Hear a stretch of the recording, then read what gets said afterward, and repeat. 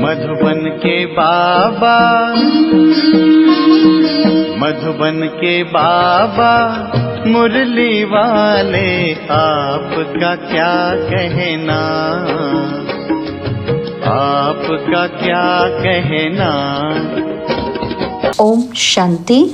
आज 27 सितंबर 2025 के साकार मधुर महावाक्य हैं। आज मीठे मीठे बाबा दादा बोले, मीठे बच्चे तुम अभी सच्ची सच्ची पाठशाला में बैठे हो। यह सत्संग भी है। यहाँ तुम्हें सत्य बाप का संग मिला है जो पार लगा देता है। बाबा ने कहा, मीठे बच्चे तुम अभी सच्ची सच्ची पाठशाला में बैठे हो।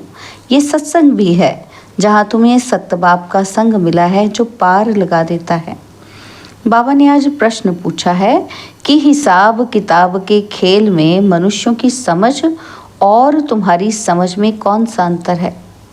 तो उत्तर में बाबा कहते, मनुष्य समझते हैं कि यह जो दुख सुख का खेल चलता है, ये दुख सुख सब परमात्मा ही देते हैं, और तुम बच्चे समझते हो कि ये हर एक के कर्मों के हिसाब का खेल है। बाप किसी को भी दुख नहीं देते, वह तो आते ही हैं सुख का रास्ता बताने। बाबा कहते हैं कि बच्चे, मैंने किसी को भी दुख नहीं दिया, दुखी नहीं किया, ये तो तुम्हारे ही कर्मों का फल है। मुरली का गीत है, इस पाप की दुनिया से कहीं दूर ले चल। ओम शांति। मीठे मीठे रूहानी बच्चों ने गीत सुना। किसको पुकारते हैं? बाप को। और बाबा आकर इस पाप की कलयुगी दुनिया से सतयुगी पुण्य की दुनिया में ले चलो। अभी जीवात्माएं सब कलयुगी हैं, उन्हों की बुद्धि ऊपर जाती है। बाप कहते हैं, मैं जो हूँ, जैसा हूँ, ऐसा कोई नहीं जानते। ऋषि मुनि आदि भी कहते हैं कि हम रचयिता मालिक अर्थात बेहद के बाप और उनकी बेहद की रचना के आदि मध्य अंत को नहीं जानते हैं। आत्माएं जहाँ रहती है वह है ब्रह्म महतत्व, जहाँ सूर्य चांद नहीं होते हैं, ना मूल वतन ना सूक्ष्म वतन में। बाकी इस मांडवे में तो बिजलियाँ आदि सब चाहिए ना, तो इस मांडवे को बिजली मिलती है रात को, चांद सितारे दिन में सूर्य। ये है बत्तियाँ। इन बत्तियों के होते हुए भी अंधियारा कहा जाता है। रात को तो फिर भी बत्ती जलानी पड़ती है। सत्युग त्रेता को कहा जाता है दिन, और भक्ति मार्ग को कहा जाता है रात। ये भी समझ की बात है। नई दुनिया सो फिर पुरानी तो ज़रूर बनेगी, फिर नहीं होगी तो पुरानी का ज़रूर विनाश होगा। ये है बेहद की दुनिया। मकान भी कोई बहुत बड़े बड़े होते हैं राजाओं आदि के। ये है बेहद का घर, मांडवा अथवा स्टेज। इनको कर्म क्षेत्र भी कहा जाता है। कर्म तो ज़रूर करना होता है। सब मनुष्य के लिए यह कर्म क्षेत्र है। सबको कर्म करना ही है, पाठ बजाना ही है। पाठ हर एक आत्मा को पहले से मिला हुआ है। तुम्हारे में भी कोई हैं जो इन बातों को अच्छी रीति से समझ सकते हैं। वास्तव में यह गीता पाठशाला है। पाठशाला में कभी बूढ़े आदि पढ़ते हैं क्या? और यहाँ तो बूढ़े जवान आदि सब पढ़ते हैं। वेदों की पाठशाला नहीं कहेंगे, वहाँ कोई भी एम ऑब्जेक्ट होती नहीं है। हम इतने वेद शास्त्र आदि पढ़ते हैं, इनसे क्या बनेंगे वह नहीं जानते।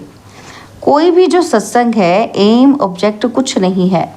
अब तो उनको सत्संग कहने से लज्जा आती है। सत्य तो एक बाप ही है, जिसके लिए कहा जाता है संग तारे कुसंग बोरे। कुसंग कलयुगी मनुष्यों का और सत्य का संग तो एक ही है। अभी तुमको वंडर लगता है, सारी सृष्टि के आदि मध्य अंत का ज्ञान बाप कैसे देते हैं। तुमको तो खुशी होनी चाहिए। तुम सच्ची सच्ची पाठशाला में बैठे हो, बाकी सब है झूठी पाठशालाएं।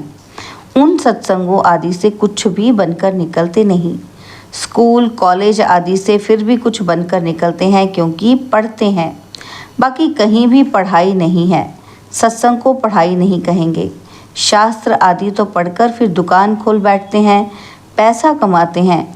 ग्रंथ थोड़ा सीखकर गुरुद्वारा खोल बैठ जाते हैं। गुरुद्वारे भी कितने खोलते हैं। गुरु का द्वार अर्थात घर कहेंगे ना। फाटक खुलता है, वहाँ जाकर शास्त्र आदि पढ़ते हैं। तुम्हारा गुरुद्वारा है मुक्ति और जीवन मुक्ति धाम, सतगुरु द्वार। सतगुरु का नाम क्या है? अकाल मूर्त। सतगुरु को अकाल मूर्त कहते हैं। वह आकर मुक्ति जीवन मुक्ति का द्वार खोलते हैं। अकाल मूर्त है ना, जिसको काल भी खा नहीं सकता। आत्मा है ही बिंदी, उनको काल कैसे खाएगा?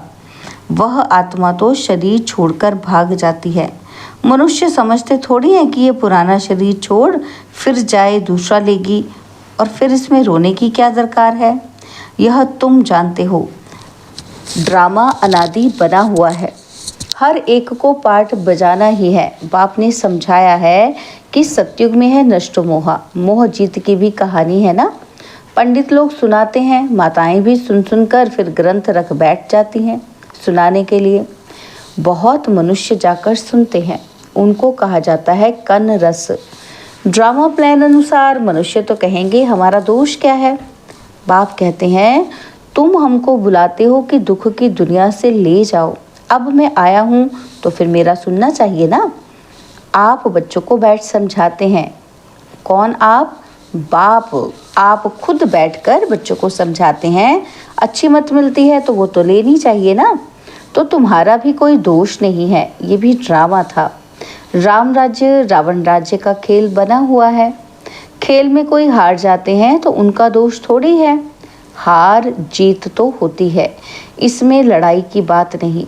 तुमको बादशाही थी, यह भी आगे तुमको मालूम नहीं था। अभी तुम समझते हो जो सर्विसेबल हैं, जिसका नाम बाला है। दिल्ली में सबसे नामी ग्रामी समझाने वाला कौन है?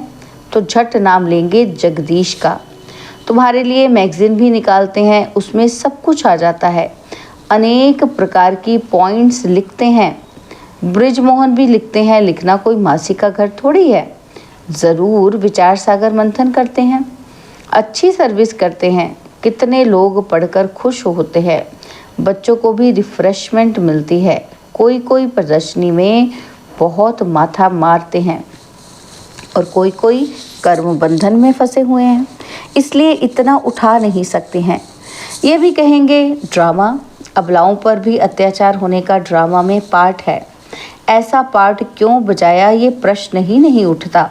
यह तो अनादि बना बनाया ड्रामा है, उनको कुछ कर थोड़ी सकते हैं। कोई कहते हैं मैंने गुनाह क्या किया जो ऐसा पार्ट रखा है। अब गुनाह की तो बात ही नहीं, ये तो पार्ट है। अब लाएं कोई तो निमित्त बनेंगी जिन पर सितम होंगे। ऐसे तो फिर सब कहेंगे कि हमको ये पार्ट क्यों। नहीं, ये बना बनाया ड्रामा है।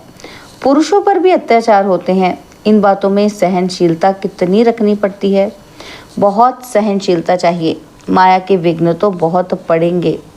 विश्व की बादशाही लेते हो तो कुछ मेहनत तो करनी पड़े। ड्रामा में आपदाएं खिटपिट आदि कितनी है। अबलाओं पर अत्याचार लिखा हुआ है। रक्त की नदियां भी बहेंगी, कहाँ भी सेफ्टी नहीं रहेगी। अभी तो सुबह को क्लास में आदि में आ जाते हो सेंटर्स पर, तो बाबा कहते वो भी समय आएगा जो तब तुम बाहर ही भी नहीं निकल सकोगे।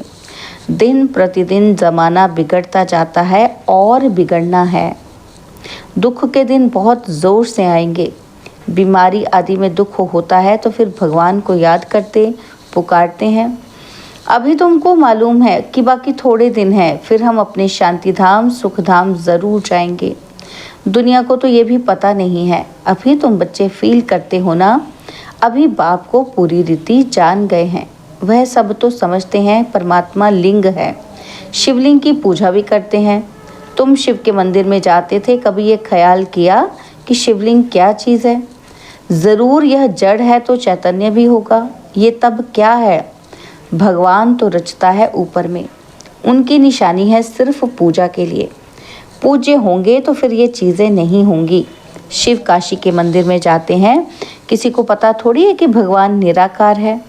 हम भी उनके बच्चे हैं, बाप के बच्चे होकर फिर हम दुखी क्यों हैं, विचार करने की बात है ना। आत्मा कहती है हम परमात्मा की संतान हैं, फिर हम दुखी क्यों हैं? बाप तो है ही सुख देने वाला। बुलाते भी हैं कि हे भगवान हमारे दुख मिटाओ। वो कैसे मिटाए? दुख सुख ये तो अपने कर्मों का हिसाब है। मनुष्य समझते हैं सुख का एवजा सुख और दुख का एवजा दुख परमात्मा ही देते हैं, उन पर रख देते हैं। बाप कहते हैं मैं तो कभी दुख नहीं देता हूँ, मैं तो आधा कल्प के लिए सुख देकर जाता हूँ, और फिर ये सुख और दुख का खेल है।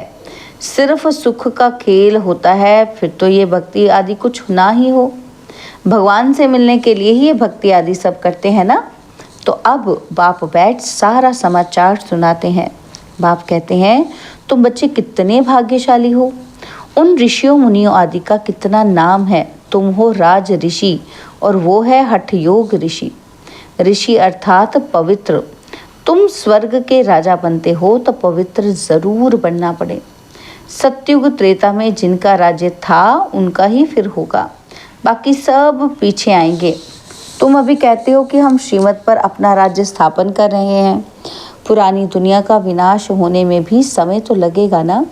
सतयुग आना है, कलयुग जाना है। कितनी बड़ी दुनिया है, एक एक शहर मनुष्यों से कितना भरा हुआ है। धनवान आदि दुनिया का चक्र लगाते हैं, परंतु यहाँ सारी दुनिया को कोई देख ही ना सके। हाँ, सतयुग में देख सकते हैं, क्योंकि सतयुग में है एक ही राज्य, इतने थोड़े राजाएं होंगे। और यहाँ तो देखो कितनी बड़ी दुनिया है। इतनी बड़ी दुनिया का चक्कर कौन लगाए। वहाँ तुमको समुद्र में जाने का नहीं है। वहाँ सिलान बर्मा आदि होंगे? नहीं, कुछ भी नहीं। ये कराची ही नहीं होगी। तुम सब मीठी नदियों के किनारे पर रहते हो, खेती बाड़ी आदि सब होती है। सृष्टि तो बड़ी है, मनुष्य बहुत थोड़े रहते हैं, फिर पीछे वृद्धि होती है।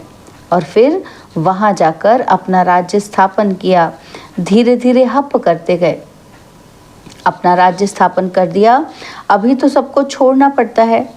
भारत एक भारत ही है जिसने किसी का भी राज्य छीना नहीं है, क्योंकि भारत असल में अहिंसक है ना। भारत ही सारी दुनिया का मालिक था और सब पीछे आए हैं जो टुकड़े टुकड़े लेते गए हैं। तुमने कोई को हप नहीं किया है, अंग्रेजों ने हप कर लिया है। तुम भारतवासियों को तो बाप विश्व का मालिक बनाते हैं, तुम कहाँ गए थोड़ी हो।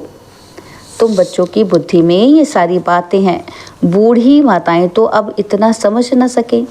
बाप कहते हैं अच्छा है जो तुम कुछ पढ़ी लिखी नहीं हो, पढ़ा हुआ सा बुद्धि से निकालना पड़ता है। एक बात सिर्फ धारण करनी है कि मीठे बच्चों, बाप को याद करो। तुम कहते भी थे ना कि बाबा आप आएंगे तो हम वारी जाएंगे, कुर्बान जाएंगे। तुम्हें फिर हमारे पर कुर्बान जाना है। लेन देन होती है ना, शादी के टाइम स्त्री पुरुष एक दो के हाथ में नमक देते हैं। बाप को भी कहते हैं कि हम पुराना सब कुछ आपको देते हैं। मरना तो है, ये सब खत्म होना है। आप हमको फिर नई दुनिया में देना। बाप आते ही हैं सबको ले जाने। काल है ना, सिंध में कहते थे कि ये कौन सा काल है जो सबको भगा कर ले जाते हैं। तुम बच्चे तो खुश होते हो, बाप आते ही हैं ले जाने। हम तो खुशी से अपने घर जाएंगे, सहन भी करना पड़ता है। अच्छे अच्छे बड़े बड़े घर की माताएं मार खाती हैं, तुम सच्ची कमाई करते हो। मनुष्य थोड़े जानते हैं कि वो तो है ही कलयुगी शूद्र संप्रदाय। तुम हो संगम युगी, पुरुषोत्तम बन रहे हो। जानते हो पहले नंबर में पुरुषोत्तम यह लक्ष्मी नारायण है ना, और फिर डिग्री कम होती जाएगी, ऊपर से नीचे आते रहेंगे और फिर आहिस्ते आहिस्ते गिरते रहेंगे। इस समय सब गिर चुके हैं, झाड़ पुराना हो चुका है, तना सड़ गया है। अब फिर स्थापना होती है, फाउंडेशन लगता है ना, तो कलम कितना छोटा होता है, फिर उनसे कितना बड़ा झाड़ बढ़ जाता है। यह भी झाड़ है, सतयुग में बहुत छोटा झाड़ होता है, अब कितना बड़ा झाड़ है। वैरायटी फूल कितने हैं मनुष्य सृष्टि के, एक ही झाड़ में कितनी वैरायटी है। अनेक वैरायटी धर्मों का झाड़ है मनुष्य का, एक सूरत ना मिले दूसरे से। बना बनाया ड्रामा है ना, तो एक जैसा पार्ट कोई का हो नहीं सकता। इनको कहा जाता है कुदरती बना बनाया बेहद का ड्रामा। इनमें भी बनावट बहुत है। जो चीज़ रियल होती है वो ख़त्म भी होती है, और फिर 5000 वर्ष के बाद ये रियलिटी में आएंगे। चित्र आदि भी कोई रियल बने हुए थोड़े ही हैं। ब्रह्मा की भी शक्ल फिर 5000 वर्ष बाद तुम देखेंगे। इस ड्रामा के राज को समझने में बुद्धि बड़ी विशाल चाहिए। और कुछ ना समझो, सिर्फ एक बात बुद्धि में रखो कि एक शिव बाबा, दूसरा न कोई। ये आत्मा ने कहा कि बाबा हम आपको ही याद करेंगे, ये तो सहज है ना। हाथों से कर्म करते रहो और बुद्धि से बाप को याद करते रहो। अच्छा, मीठे मीठे सिकिलदे बच्चों प्रति माता पिता बाप दादा का याद, प्यार और गुड मॉर्निंग। रूहानी बाप की रूहानी बच्चों को नमस्ते। हम रूहानी बच्चों की रूहानी बाप दादाजी को दिलवा जान सिखवा प्रेम से नमस्ते। ओम शांति। प्यारे बाबा, मीठे बाबा, मेरे बाबा, शुक्रिया बाबा, शुक्रिया बाबा, शुक्रिया। धारणा के लिए मुख्य सार है। पहला पॉइंट है, सहनशीलता का गुण धारण कर माया के विघ्नों में पास होना है। अनेक आपदाएं आएंगी, अत्याचार होंगे, ऐसे समय पर सहन करते बाप की याद में रहना है, सच्ची कमाई करनी है। और सेकंड पॉइंट है, विशाल बुद्धि बन इस बने बनाए ड्रामा को अच्छी रीति समझना है। ये कुदरती ड्रामा बना हुआ है, इसलिए प्रश्न उठ नहीं सकता। बाप जो अच्छी मत देते हैं उस पर चलते रहना है। बाबा ने आज हमें वरदान दिया, मायाजीत विजयी बनने के साथ साथ पर उपकारी भव। मायाजीत विजयी बनने के साथ साथ पर उपकारी भव। अभी तक स्व कल्याण में बहुत समय जा रहा है, अब पर उपकारी बनो। मायाजीत विजयी बनने के साथ साथ सर्व खजानों के विधाता बनो, अर्थात हर खजाने को कार्य में लगाओ। खुशी का खजाना, शांति का खजाना, शक्तियों का खजाना, ज्ञान का खजाना, गुणों का खजाना, सहयोग देने का खजाना बांटो और बढ़ाओ। जब अभी विधातापन की स्थिति का अनुभव करेंगे, अर्थात परोपकारी बनेंगे ना, तब अनेक जन्म विश्व राज्य अधिकारी बनेंगे। स्लोगन है, विश्व कल्याणकारी बनना है तो अपनी सर्व कमजोरियों को सदा काल के लिए विदाई दो। विश्व कल्याणकारी बनना है तो अपनी सर्व कमजोरियों को सदा काल के लिए विदाई दो। बाबा के व्यक्त इशारे, अब लगन की अग्नि को प्रज्वलित कर योग को ज्वाला रूप बनाओ। तो इसके लिए बाबा कहते, जैसे किला बांधा जाता है जिससे प्रजा किले के अंदर सेफ रहे, तो एक राजा के लिए कोठड़ी नहीं बनाते, किला बनाते हैं। तो आप सभी भी स्वयं के लिए, साथियों के लिए और अन्य आत्माओं के लिए ज्वाला रूप याद का किला बांधो। याद की शक्ति की ज्वाला हो तो हर आत्मा सेफ्टी का अनुभव करेगी। अच्छा, ओम शांति।